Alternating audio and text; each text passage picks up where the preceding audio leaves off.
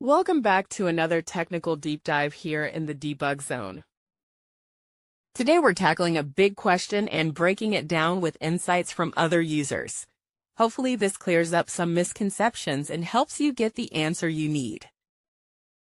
So buckle up, stay a little curious, and let's jump right in.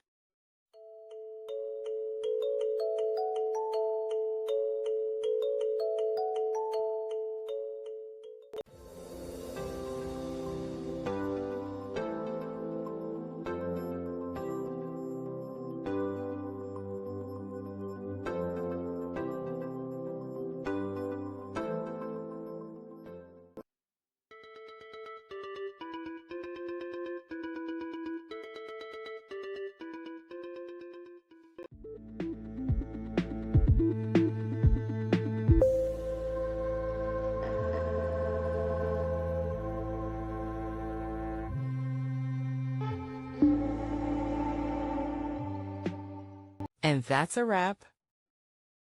I hope you found the answer you were looking for. If you did, take a second to hit that subscribe button. It really helps out. And let me know in the comments which solution worked best for you. See you next time in the Debug Zone.